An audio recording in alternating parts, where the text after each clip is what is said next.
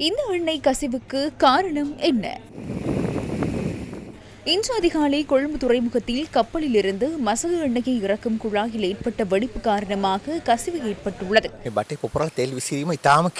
இந்த குழாய் வெடித்து எண்ணெய் கசிந்தமை குறுகிய நேரத்தில் அடையாளம் காணப்பட்டுள்ளது. எனினும் இன்று காலை காற்று மிகவும் பலமாக காணப்பட்டமையினால் முன்பு ஏற்பட்ட எண்ணெய் கசிவு இன்று காலையில் ஒரு பாரிய பிரச்சனையாக காணப்பட்டது.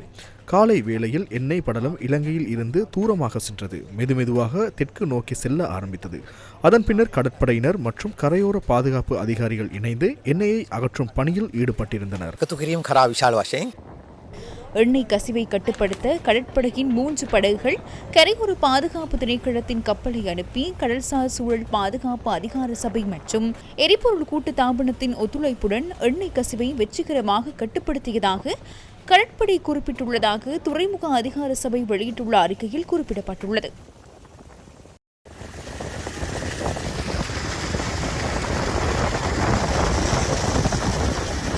எஞ்சியுள்ள எண்ணெய் காரணமாக சுற்றுச்சூழலுக்கு எவ்வாறான தாக்கம் ஏற்படும்?